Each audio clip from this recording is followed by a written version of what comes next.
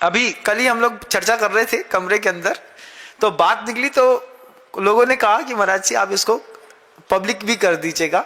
तो मैं आपको बता देता हूं, हम लोग एक सागर के पास एक गांव है बेगमगंज, आपने नाम सुना होगा। तो उस बेगमगंज में थे, बेगमगंज से हम लोग जा रहे थे गैरतगंज, बीच का रास्ता पड़ता है। तो वहां पर पापड़ बेलने वाली बहुत सारे लोग काम कर रहे थे, तो हमने खुशबू आ रही थी, तो हम लोग ऐसे चलते चलते बोल रहे थे, हमने कहा मूंग की दाल के पापड़ की खुशबू है। तो बगल वाला कहते नहीं उड़द के दाल की भी है। तो आगे चल के थोड़ी देर आगे चले, उसने कहा लहसुन के पापड़ की भी खुशबू आ रही है। 3 4 5 खुशबुएं मिक्स होकर के आ रही थी। जब हम लोगों ने उसकी पापड़ की फैक्ट्री देखी तो हम लोगों ने क्या गजब की चीज देखी कि पापड़ में जो खार होती है ना, खार समझते हो? क्या समझते हो? वो जो केला का पेड़ होता है ना, वो केले के पेड़ की जो डंठलें होती है ना, उसको धूप में पहले सुखा देते हैं। सुखाने के बाद उसको जलाते हैं। जब वो पूरा जल जाता है तो उसमें तीखापन रहता है। फिर उसको जो राख होती है, उस राख को पानी में फुलाते हैं 2 दिन। उसके फूलने के बाद उसको छानते हैं। छानने के बाद पानी में केले का तीखापन आता है, पत्ते का। और उस तीखेपन से जब मूंग को आटे को उसनते हैं या फिर उड़द का आटा उसनते हैं, और फिर जब उसको बेलते हैं तो फिर पापड़ में थोड़ा सा स्पाइसी तीखापन आता है खार का। वो केला की होती ना, और काय की होती? कुछ और एक आध किसी और की भी होती हो तो मुझे पता नहीं है। हाँ, राजगिर के पेड़ की। अच्छा, ये राजगिर के पेड़ की भी खार बताते हैं। हमारे घर में केला के खार का वो चलता था। तो घर के अंदर का पापड़ होता है तो वो केला की खार होती है, राख से उसको पानी बनाते हैं और बनाने के बाद फिर उसको उसमें पापड़ बनाते हैं और घर के अंदर बन के तैयार हो जाते हैं। लेकिन जो बाजार में खार मिलती है ना, वो केले की खार नहीं होती है। वो काय की होती है? आप आश्चर्य मानेंगे, ह्यूमन बॉडी जो होती है ना, मुर्दा जलाने के बाद जो राख बचती है उसमें भी वैसे ही टेस्ट और तीखापन आता है। तो कई बार बाहर के जो पापड़ बेलने वाले होते हैं वो खार के नाम पर मुर्दे की राख का पानी में डाल करके फुलो करके तीखापन ला करके उसमें भी आटा उसन करके और फैक्ट्री वाले सप्लाई कर देते हैं, लोगों को पता तक नहीं चलता। बाजार का जो पापड़ खाते होंगे कुर्रम कुर्रम, है ना, किसी की दुकान के अंदर पापड़ रखा हुआ है तो उसमें जो तीखापन आया है वो तीखापन कहां से आया है एक बार पता करिएगा। अगर पता चल जाए, बाजार में मिलने वाली खार कभी भी जैन समाज के घर में नहीं आती थी। कोई कहता था बाजार की खार ले आओ भैया। अब बाजार की खार में ये डाउट रहता था कि ये राख खार जो है वो काहे की है, मतलब काय की बनाई है। अब उसने तो कह दिया हाँ केला के डंठल की है। तुमने देखने गए क्या? नहीं गए। हमने निमाड़ में जाइएगा, ये बगल में ही आपके यहाँ है ना, महेश्वर मंडलेश्वर का जो पूरा बेल्ट है। तो महेश्वर से हम लोग मंडलेश्वर जा रहे थे, तो बीच में जैन साहब का करीब 140 एकड़ से ऊपर का केले का पूरा फार्म हाउस था। वो केला प्रोडक्शन करते हैं। हमने उनसे पूछा इसकी खार वगैरह, बोले कुछ नहीं, खार वार कुछ नहीं। सीधा सीधा फसल निकाली और पूरा ट्रैक्टर चला करके डिस्ट्रॉय किया और नई फसल ला करके खड़ी कर दी।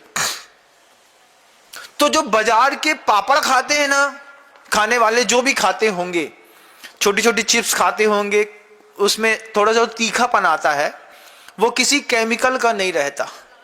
बाजार के पापड़ों में प्रायः करके जले हुए शव की राख की खार बना करके और उससे ही पापड़ बना करके आप लोगों को खिला देते हैं। अब आप बोलेंगे अरे महाराज जी ऐसा नहीं होता होगा। आप डाउट में है कि क्लियर है? आप डाउट में हैं, मैं क्लियर हूं। हमको जब तक कोई बात कंफर्मेशन पता नहीं चलती हम माइक से नहीं बोलते। हम इसलिए नहीं बोलते कि जनता हमको, बाहर सुनने वाली जनता बहुत कॉन्शियस होकर के सुनती है, उसको सतर्क करना, उसको सुरक्षित रखना हमारी जवाबदारी है।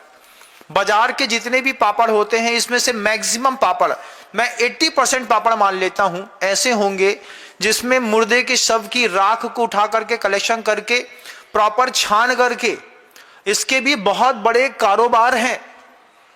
जब मैं बिरसिंहपुर पाली प्रोजेक्ट, जहां पर एनटीपीसी का प्लांट लगा हुआ है पाली में, वहां से निकलता हूं तो थर्मल पावर स्टेशन है वो, उसकी पूरी फ्लाइंग एश पूरी सीमेंट फैक्ट्रियों में जाती है, तो बिल्कुल राखड़ पूरी सैक हो जाती है प्लांट से और पूरी की सीमेंट बन जाती है। ऐसे ही जो शव की राखें होती हैं इनका भी कारोबार है।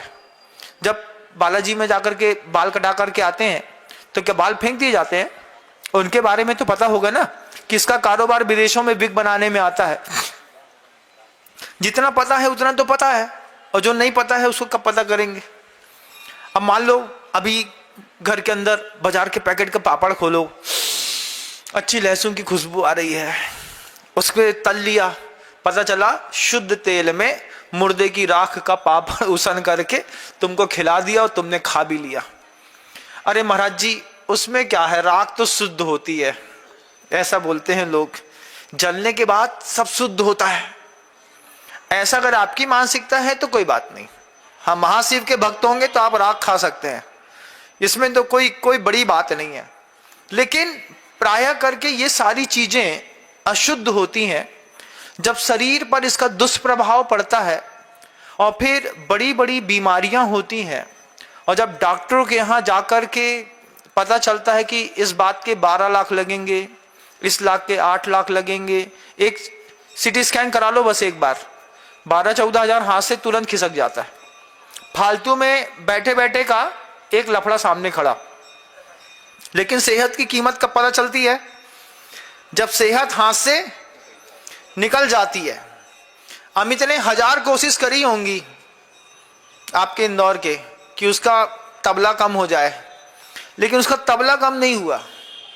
वो भी हमसे यही कहते हैं, बोले महाराज लाख कोशिश कर लो, एक बार दुबले से मोटे हो गए, मोटे होने के बाद बैक लेना बड़ा मुश्किल है। आचार्य भगवंत कहते थे समय, सेहत और संबंध एक बार हाथ से निकल जाए, उसके बाद तीनों की कीमत सबसे ज्यादा नजर आती है, और तीनों में कीमत लिखी नहीं होती। बरौनी वाली से जो आपके संबंध है इसकी कीमत कुछ नहीं है, जब तक अच्छे चल रहे हैं तब तक तो 1200 की है, और जिस दिन बिगड़ जाए उसी दिन कितने की कीमत है। अरे रेखा तुम काय को चिंता कर रही, हम तो हैं। हाँ जे ले लो, एक पायल बिछिया ले लो, लेकिन तुम काम में आओ। क्यों? क्योंकि संबंध बिगड़ने के बाद संबंध की कीमत समझ में आती है, सेहत बिगड़ने के बाद सेहत की कीमत समझ में आती है। तो पहले से सावधान रहिएगा। अभी न्यूज एंड इवेंट्स में, करंट अफेयर्स में जो डॉक्यूमेंट्स रिलीज किए हैं उसने सबसे बड़ी बात बताई है कि कॉस्मेटिक के मामले में बालों में लगाने वाले हल्के कॉस्मेटिक जिससे आप बाल काला करते हैं, इससे आंख के रेटिना का कैंसर होना शुरू हो गया है। बालों में डाई लगाते हैं, उस डाई का असर, जब डाई सेटल होती है, कोई भी चीज है ना कॉस्मेटिक है सेटल होगी, जब डाई सेटल होती है बॉडी के अंदर तो उसके हाइड्रोजन से आंख के रेटिना का कैंसर होना शुरू हो गया है।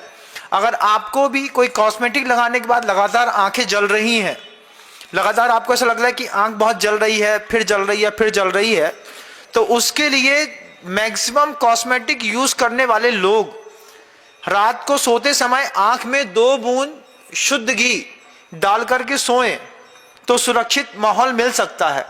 अगर आपने इसका प्रयोग नहीं किया है तो इट मे बी पॉसिबल कि आपकी लगाई हुई डाई से आपकी आंख के रेटिने का कैंसर हो सकता है, या फिर आपने कभी अपने सिर में कभी चेक करके देखिएगा छोटे छोटे काले काले धब्बे हो रहे हैं क्या। बुजुर्गों में देखिएगा काले काले चित्थे पड़ना शुरू हो जाते हैं अचानक। वो अचानक नहीं होते हैं, वो कैंसर की प्राथमिक स्टेज है। पहले वो स्किन थोड़ी सी तिल के जैसी दिखाई देगी, फिर उसमें थोड़ी सी डॉट्स बनेंगे, फिर उसके बाद वो एक दिन उखड़ जाएगी। उसके बाद जब आप उसकी बायोप्सी कराएंगे तो पता चलेगा कि स्किन का कैंसर हो गया है। इसके लिए सबसे पहला कारण बन रहा है बालों में लगाने वाली डाई। लगाने से पहले, चूंकि जीवन आपका है, लेकिन वो जिन शासन के लिए जरूरी बहुत है, लगाने से पहले सिर्फ एक बार कंफर्मेशन कर लीजिए कि इसमें ऐसा कोई भी हार्मफुल कंटेंट नहीं है जिससे हमारा स्वास्थ्य खराब पड़ता होगा।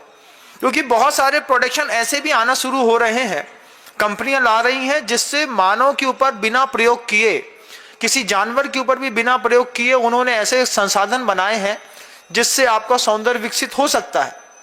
क्योंकि कोई भी कॉस्मेटिक है बॉडी में एक बार सेटल हो जाता है, आप 1000 कोशिश करिएगा निकालने की, निकलता नहीं है। सेहत हाथ से छूटेगी, फिर सेहत की कीमत पता चलेगी, और संबंध जब हाथ से छूट जाएगा तब संबंध की कीमत पता चलती है। जब तक हस्बैंड वाइफ के बीच में अच्छा था, जब तक भाई भाई के बीच में अच्छा था, जब तक पिता पुत्र के बीच में अच्छा था, तब तक ना भाई याद आता था, ना पिता याद आता था, ना पति याद आता था। जिस दिन डिटैचमेंट हो गया उस दिन से 24 घंटे के लिए वो दिमाग में घूमता है। जिससे भी आपका डिटैचमेंट हुआ होगा दिमाग में घूमता है कि नहीं? सबसे अच्छे संबंध हैं, बस इन्हीं से नहीं है। कैसे बनेंगे? संबंध एक बार खराब होने के बाद ही संबंध की कीमत पता चलती है। इसके लिए एक छोटा सा उपाय अपनाइएगा कि शुरुआती दौर पे 5 मिनट भी अगर मौन रह लिया तो संबंध की सुधार की 80% संभावनाएं बढ़ जाएंगी। वो सामने वाला हाइपर है तो आप थोड़ा सा मौन रहना सीखेंगे, बाद में तो मौके मिलते रहते हैं। जब आदमी का डाउन हो जाता है ना, फिर कमरे के अंदर अच्छे से उतारो उसको। समझते क्या हो तुम अपने आप को, लेकिन सबके सामने मत उतारो। सबके सामने उतारने पर भी बातें बिगड़ जाती हैं। 3 चीजें ये याद रखिएगा।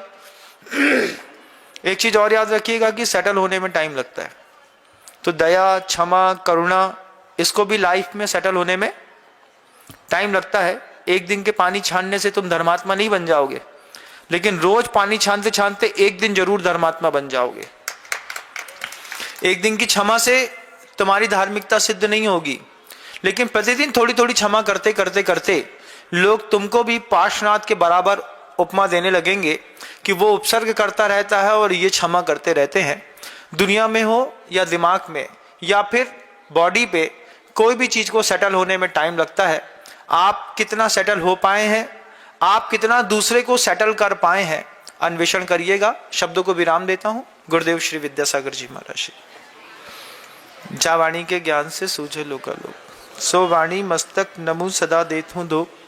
हे जिनवाणी भारती तो हे जपो दिन रैन, जो तेरी शरणागह है सो पावे। Please like, share and subscribe my channel Punyadhara.